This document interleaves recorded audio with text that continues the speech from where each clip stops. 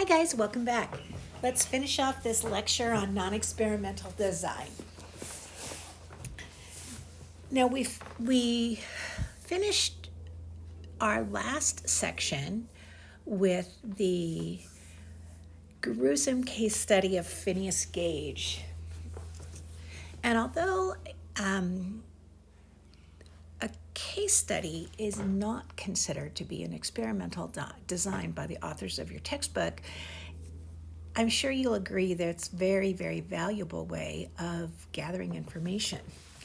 And of course, like the other experimental designs that we've talked about so far, a very important part of the case study is the fact that systematic observation is still used. It's not people's opinion. They're looking at facts, not making inferences. And careful note-taking is an important part. And that also holds true for this next type of experimental design, content analysis.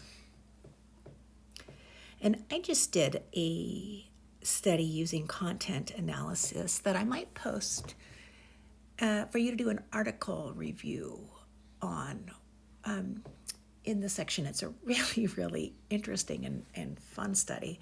And we spent quite a bit of time on it. And I'm going to give you a different example now, but make sure to take careful notes because questions about content analysis might show up very soon in your future. All right, so content analysis. What is content analysis? It's simply used to analyze written and spoken records. That's content analysis. So instead of gathering data in the typical sense that you think, we're not gathering raw data in the form of observed behavior or questionnaire. Content analysis takes already existing forms of media, and it can actually be any type of media. It can be movies, it can be podcasts, it could be YouTube videos if you wanted. It's used to analyze written and spoken records. So interviews can be analyzed, media and print. I've seen studies analyzing the speeches of political candidates, the behavior of people in waiting rooms if they're videotaped, ageism in movies, all kinds of things that are media in our culture. So the researchers are looking for a wide variety of things. They can be events and items, such as the number of times somebody says during a lecture, or they can be actual behavior. It can be clapping, feet stomping, sneezing, sleeping. Anything you can think of can be analyzed. The important part of a content analysis is, again, they use systematic observation is used. It's not just, they don't just pick behaviors at random. They take very careful notes. And content analysis is almost always, I'd say pretty much 99% of the time, done in conjunction with a theory. Because we're not just looking for things and making stuff up, we're looking to validate or prove or instigate even a theory. There has to be thought behind it. It's not just looking at stuff, there's a lot of thought behind it. So here's an example of content analysis. As how you would use a theory. From a theory, you would put forth a coding agenda. And the content analysis that I did with two of my colleagues, one from the University of Nevada at Reno and one from Arizona State University. No, I'm sorry, she's at the University of Arizona. They will tell you there's a big difference. Anyway, so the content analysis I did, we started looking at a phenomena called tri-parenting. And basically what is that in several states, it is legal for a child to have three parents. It can be for all different reasons. It can be a step parent who got particularly close and the biological parents say, hey, this person can be a third parent. It's a legal thing. So people would file paperwork in the court so all three of those individuals could be parents. In some cases, it might be a sperm donor, so it would be mother-father and sperm donor, or father-father and sperm donor. The modern family has all different types of forms. In any case, so we started looking at the phenomena of tri-parenting, and we found a blog post where people said really, really horrible things about that phenomena. Most of the people assumed that it was due to gay marriage, so a lot of the comments were to do with that. But it was also that the posters just generally didn't like anything that was not a traditional family. Mother, father, kids. They didn't like single parents. They just wanted the traditional family. So from that, we started thinking about stereotypes, and we found some really interesting stereotype theories that we read through and thought about before we started coding the data. Now, and the data wasn't just taken randomly as well. We took the data that we used in our tri-parenting study. We tracked this one AP news release. And if you guys don't know what AP is, it's the Associated Press. And AP is sort of like a news broker. So AP reporters will write stories or report on news. And then all of the news stations and radio stations and television stations and podcasts, people will subscribe to the AP feed. The people, secondary news brokers, will subscribe to the AP feed, and that's where they get a lot of their stories from. So, for example, in the Honolulu Advertiser, if you look at their website, often they'll have stories that aren't really written by people in Honolulu. They're national stories that the Honolulu Advertiser has bought or used from the AP feed. So look, next time you're looking at a newspaper, you'll notice that right before the author's name, right at the very beginning of the article, below the picture, it'll say AP or Associated Press. So what we figured out with our tri-parenting story is it had been picked up by a bunch of blog sites. So there were a bunch of blogs online that were reporting the exact same story from the AP. So it was pretty much word for word on every single blog. So we found as many of those as we could, and we think there were 6 or 7. And we took all of the comments from those blogs. We had a research assistant in Reno download all of the blogs. I don't know if she downloaded the blogs, but she downloaded all of the comments and transferred them into an Excel sheet, so we had access to them. So it was, the way we sampled was for looking for all instances of this one article. Now, because of the blogs had slightly different political spins, some of them were very, very conservative blogs, some of them were middle-of-the-road blogs, not very many were liberal. We also included an article, a chart of where we got our comments from.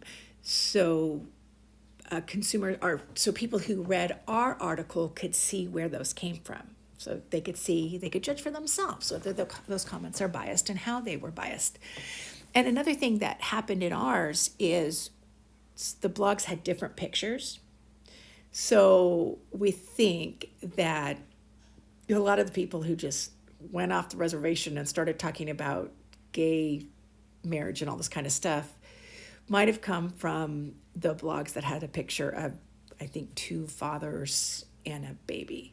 So they weren't reacting to the text as much as they were reacting to the picture. So they interpreted the text to be in light of that particular picture. So because those were our only sampling options to get this really interesting sample, we just put a chart in the table that told people where we got them and what types of pictures. So they could judge for themselves that it wasn't a random sample, it was a non-random sample, and they could see where it came from. So they would have an idea of what types of populations they could generalize to.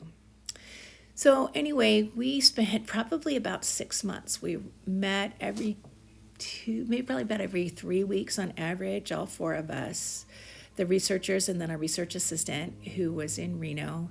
And we talked about the blog comments, and we categorized them on for political reasons, for social reasons. And then we talked some more about how this fit in with the theory, and we came up with, I think, some really, really interesting conclusions. So I'll let you judge for yourself. I'll post that, and I'll have your first article review, possibly from that article, which is called Try Parenting. So the point I was making with that very long example is that content analysis is not done simply. It's done in the light of a theory, and there's a specific agenda. There's a sampling strategy that you tell people in the article. It's a very rigorous sampling strategy that you use. And we actually used a couple statistics to do inter-rater reliability, or intercoder reliability, sometimes they call it, for content analysis, because we were coding those blog comments. So I'll let you read for yourself the article, but that's how we did it. Now I'll give you another example. This study is about the content analysis of racial pictures in newspapers.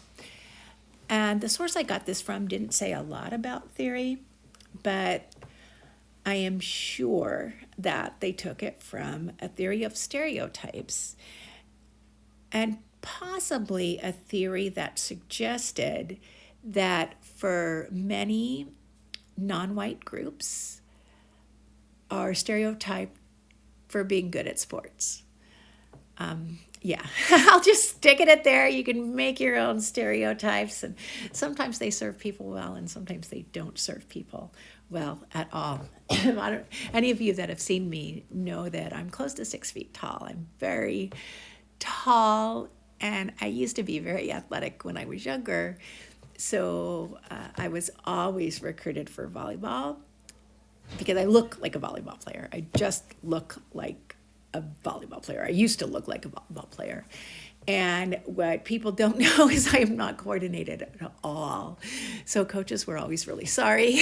People were always sorry they picked me for the volleyball team. So sometimes we get stereotypes based on appearance as well as racial makeup. So this study examined the content analysis of racial pictures in newspapers, and the first thing they did was define the content you're going to analyze. So obviously, these people decided they were going to analyze newspapers. And I believe they just took the pictures on the first page. They chose a time frame, which I believe was a month. So they said, we're going to analyze the front pages of the newspapers for a month, and we're going to count the numbers of pictures of different races that are the numbers of races, people of different races that show up on those front page pictures. And what I forgot to say earlier is that the front pages were just the pages of each section. So they could see what was sports, what was news, what was local news, etc. And then they counted them. So after their week was done, they had their newspapers all lined up, or probably more realistically, pictures of the newspapers in a file. And then people looked at them. The researchers coded. They made sure they had inter-rater reliability. So they had at least 2, probably 3 or 4 people code each picture to make sure that that race was the race they thought it was. Often they relied on names. And they talked about it in light of the theory, so they could analyze very carefully in light of what they were thinking the picture said about stereotypes while they analyzed the data. So here's what they had. Here's what they counted. So on the left-hand side, you will see the column that describes all the different newspaper sections. Now, this might be, you guys might be too young to remember, but we used to get newspapers that came to our house every single day. And in the old days, they used to be pretty fat. They'd have a lot of sections. And A1 was the front headlines. Main news was right directly after that. I think it might have been on the same page in some papers. There was the local news section, the business section, the sports section, and then the lifestyle section, which was things like fashion and travel and art and things like that. So they counted the number of what people appeared to be the following four races: white, black, Asian, and Latino on the each page. And you might have heard me hesitate for a little bit because in my mind I started thinking about Tiger Woods. Like he's Blasian, right? So how would they count him? Anyway, I don't know. I guess they had to have NEResearch decide whether Tiger was black or Asian. Anyway, so if you look at this far total here, and they really should have reported it as a percentage, but we can still pretty much see that 35 for the headlines, white people totally dominated the headlines. 35 out of 44 for the top headline, 178 out of 234 for the main news. The local, again, white news was pretty much dominant. Business as well. But where you can see a really interesting almost turnaround is sports. They had the majority of people in the sports category were white, but it wasn't quite as overwhelming as the others. There were a lot of black and even Latino athletes. If you look up and down the black column and up and down the Latino column, blacks and Latinos were reported mostly in the sports section. And then lifestyle section, again, mostly white. So, now we talk about equity and diversity and how our media should really represent what our population looks like.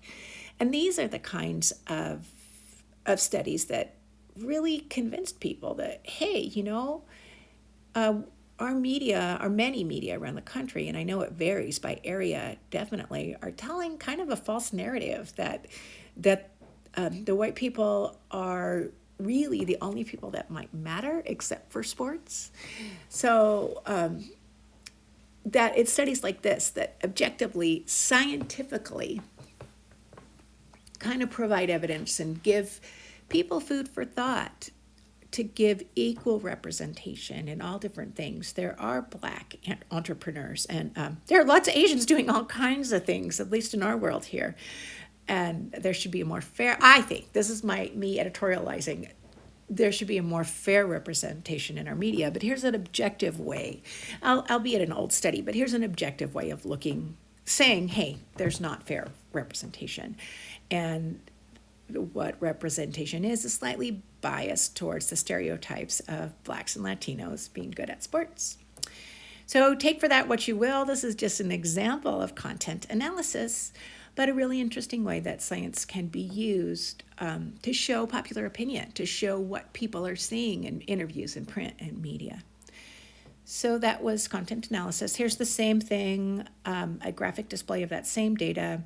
We can just see whites mostly on everything except for sports, where blacks and Latinos are making a bit more leeway.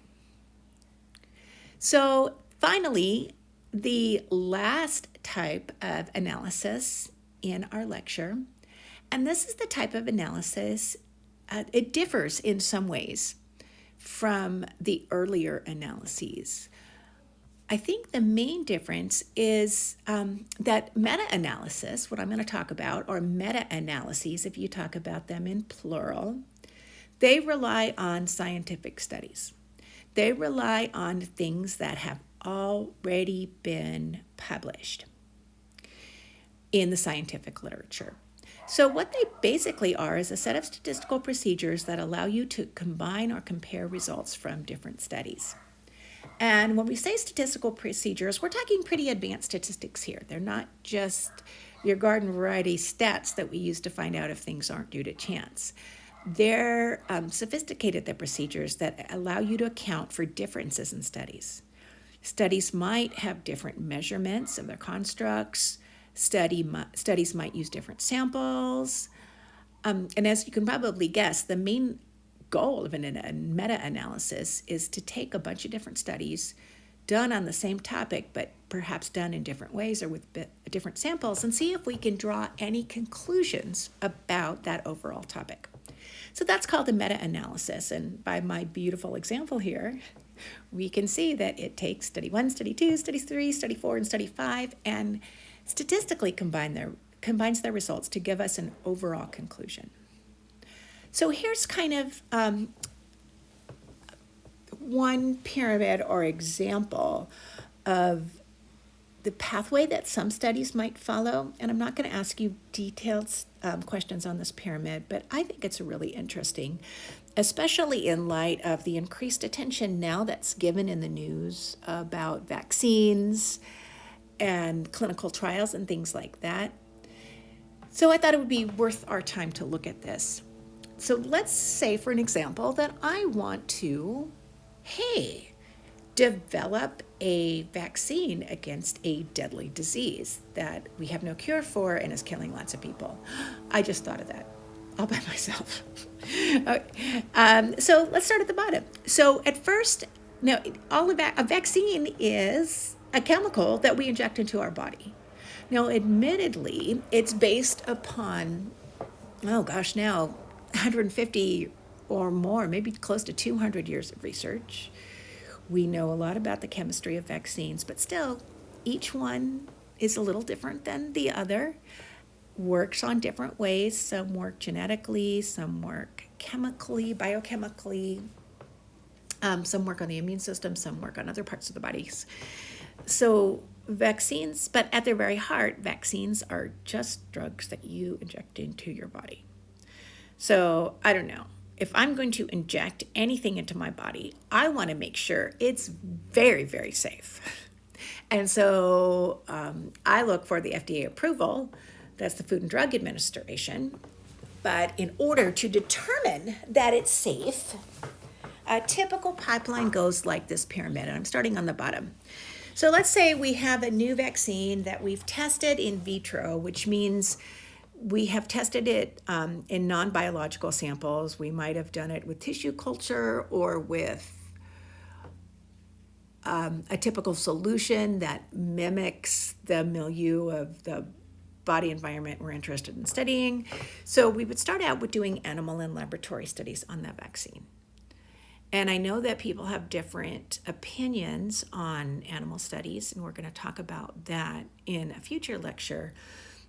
But the basic idea is that animals, they progressively move up to mammals because mammals are the most like us. And the idea is that in order to save people, sometimes you have to test it out on animals. So no humans are involved with the animal and laboratory studies. Sometimes they'll also look at case report or case series. So, we accidentally gave someone this vaccine and it worked beautifully in this particular person. So it might be looking at farther because we might be able to save more people. So that's like a case report or a case series, expert opinions, editorials. There's no real study design there, but there's some evidence that it worked one time or it worked under one specific set of conditions, and it's worth trying again. And on a side note, some of you ladies and maybe some of you men might be familiar with the eyelash enhancing drug Latisse. You put it on your eyelids, and it's supposed to make your eyelids grow longer. Well, and actually it does. It's been clinically proven to make your eyelids grow longer. But the reason they started using it as a cosmetic pharmaceutical, it was originally designed, I think, cataracts or some other eye disease. And they noticed that the people who used it, not the control group, got better on that disease, but their eyelashes also got really long. So they started testing it as a cosmetic disease instead. But that happened because of case studies. Okay, then we go through a series of different types of studies. The most stringent is the randomized controlled trial. These are the types of studies that the drug companies or the government pays hundreds of thousands, sometimes millions of dollars to make sure that the vaccine or the drug in question is going to work in the general population. Then, even after that, after the randomized controlled trial, scientists will also look at several of them and do either a systematic review. A systematic review is without any statistics, and a meta-analysis is with statistics. So that's the study we just talked about, where they take statistics to combine different studies. And so to get an overall conclusion about the phenomena that those studies are that are of interest to those studies.